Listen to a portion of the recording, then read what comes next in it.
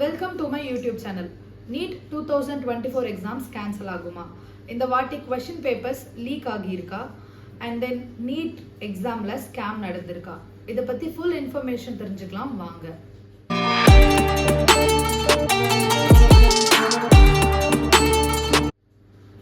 NEET 2024 or else NEET அப்படின்னு சொன்னாலே அது எவ்வளோ முக்கியமான எக்ஸாம்ஸ் நம்ம எல்லாருக்குமே தெரியும். டாக்டர் ஆகணும் அப்படின்ற கனவுகளோட எவ்வளோ பேர் அதுக்கு ப்ரிப்பேர் பண்ணி எழுதிட்டு இருக்காங்க.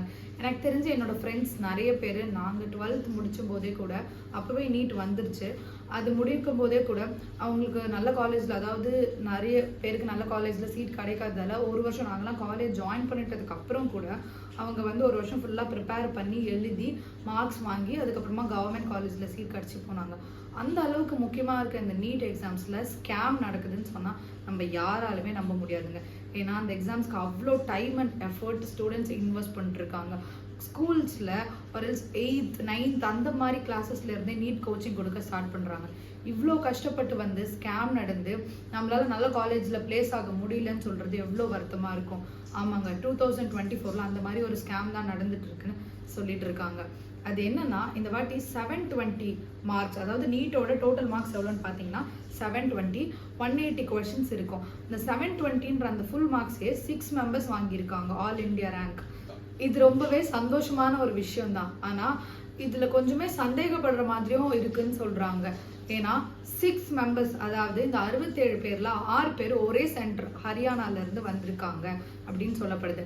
அது மட்டும் இல்லாமல் அதே சென்டர்லேருந்து வந்த நிறைய பேர் 2nd and 3rd rank score பண்ணியிருக்காங்க அப்படின்றதும் சொல்லப்படுது. இதுதான், அதாவது மற்ற நீட் எக்ஸாம்ஸில் அப்பியர் ஆயிருப்பாங்க இல்லையா, மற்ற ஸ்டூடெண்ட்ஸ் அவங்களோட பேரண்ட்ஸ்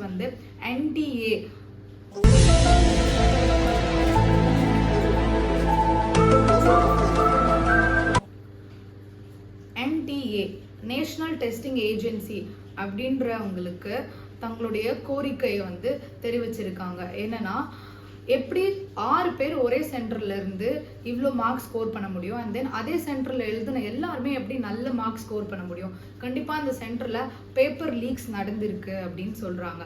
அது மட்டும் இல்லை, 718 அண்ட் 719 மாதிரியான மார்க்ஸும் ஸ்கோர் பண்ணியிருக்கப்படுது. இது போன்ற மார்க்ஸை ட்விட்டரில் எடுத்து போட்டு சில பேர் என்ன கோட் பண்ணி எழுதியிருக்காங்க அப்படின்னா, 180 கொஷின்ஸ் இருக்குது அந்த கொஷின் பேப்பரில். ஒரு கொஷினோட, அதாவது ஒரு கொஷினுக்கு நீங்கள் கரெக்டாக ஆன்சர் பண்ணீங்கன்னா உங்களுக்கு 4 மார்க்ஸ் கிடைக்கும். அண்ட் தென் ஒரு நெகட்டிவ் மார்க்ஸும் இருக்குது. அதாவது நீங்கள் ஒரு கொஷினுக்கு ஆன்சர் பண்ணி அது தப்பாயிடுச்சுன்னா அதுக்கு ஒரு நெகட்டிவ் மார்க்ஸ் இருக்கும்.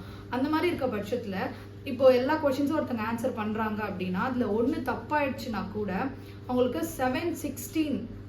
இப்போ எனக்கு ஒரு டவுட் இருக்குது. நான் கேமரா பார்த்தே பேசல, இந்த லோகோவை பார்த்து தான் பேசிட்டு இருந்தேன்.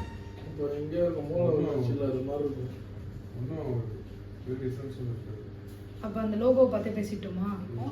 ஒருவேளை இப்போ ஒரு கொஷினை அவங்க ஆன்சர் பண்ணி அது தப்பாயிடுச்சு அப்படின்னா அவங்களுக்கு அந்த 4 மார்க்ஸும் போயிடும், ப்ளஸ் 1 நெகட்டிவ் மார்க் கூட போகும். பிகாஸ் அவங்க அதை ஆன்சர் பண்ணி அது தப்பாயிடுச்சு இல்லையா? ஒருவேளை நீங்கள் ஆன்சரே பண்ணல, நான் 179 கொஷனுக்கு ஆன்சர் பண்ணிட்டேன், 1 மட்டும் நான் ஆன்சர் பண்ணலாம், நான் மிச்சம் இந்த 179 கரெக்ட் அப்படின்ற பட்சத்தில் உங்களுக்கு 716 மார்க்ஸ் வாங்குறதுக்கான சான்சஸ் இருக்கும். ஒருவேளை நீங்கள் அந்த கொஷினை அட்டென்ட் பண்ணி அது தப்பாயிடுச்சுன்ற பட்சத்தில் 715 மார்க்ஸ் தான் வாங்க முடியும்.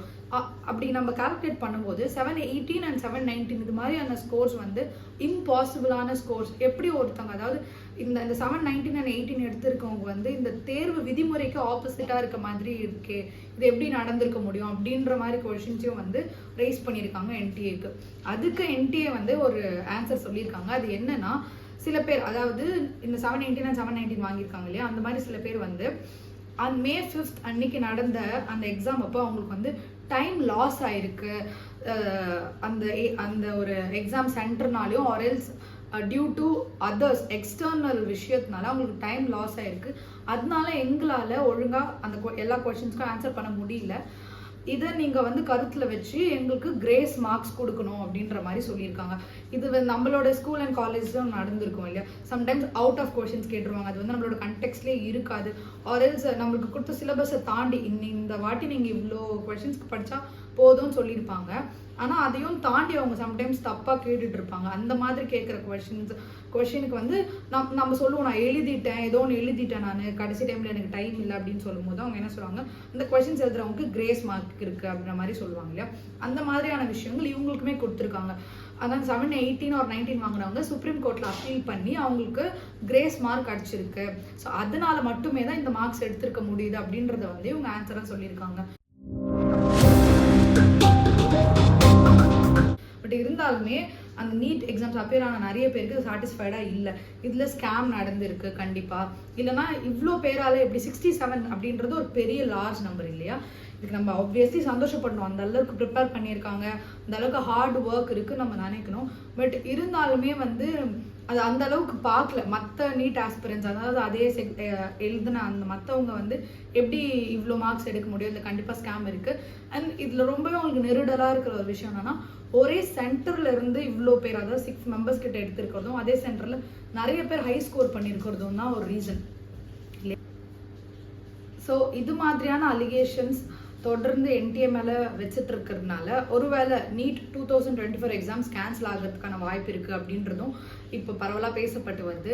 இதை பற்றி நீங்கள் என்ன நினைக்கிறீங்க? இந்த நீட் எக்ஸாம் கேன்சல் ஆகணுமா, இல்லை 67 மெம்பர்ஸ் 720 எடுத்தது அவங்களோட அட்மோஸ்ட் ஹார்ட் ஒர்க்குங்க, இல்லைனா வந்து 718 or 719 எடுத்தவங்க கண்டிப்பாக உங்களுக்கு கிரேஸ் டைம் கொடுத்தது நியாயம் தாங்க. ஏன்னா அவங்களுக்கு டைம் லாஸ் ஆகிடுச்சு. கண்டிப்பாக மற்றவங்களோட தப்பால் அவங்க மார்க்ஸ் லாஸ் பண்ண வேண்டாம் அப்படின்னு நீங்கள் நினைக்கிறீங்களா? இல்லைங்க, இவ்வளோ பேர் வந்து 720 எடுக்கிறதுக்கு சான்ஸே இல்லை. ஏன்னா நீட் அவ்வளோ கஷ்டமான கொஷின் பேப்பர். ஒரு வேளை பேப்பர் லீக் ஆயிருந்துச்சுன்னா எல்லாரும் ஒரே மாதிரி ட்ரீட் பண்ணப்படணும் இல்லையா. ஒருத்தருக்கு அட்வான்டேஜ் கிடைச்சதுனால மட்டும் சில பேர் நல்ல மார்க்ஸ் எடுத்திருக்காங்க, அதே அட்வான்டேஜ் சில பேர் கிடைக்கல. அதாவது அவங்க அந்த மாதிரி தப்பு பண்ணல, அது அட்வான்டேஜ்னு சொல்ல முடியாது. அந்த மாதிரி ஒரு தப்பு பண்ணாததுனால அவங்க கம்மி மார்க்ஸ் எடுத்து வேற காலேஜஸ் ஆரல்ஸ் திருப்பியும் அடுத்த வருஷம் எழுதுற மாதிரியான நிலைமை அவங்களுக்கு வந்திருக்கலாம் இல்லையா. அது ரொம்பவே தப்புங்க. அதனால கேன்சல் பண்ணி திருப்பியும் ஃபர்ஸ்ட்ல இருந்து கண்டக்ட் பண்ணோம் அப்படின்ட்டு சொல்றீங்களா? இது எது நீங்க நினைக்கிறீங்கன்றத கமெண்ட்ஸ்ல சொல்லுங்க. Tata, bye by.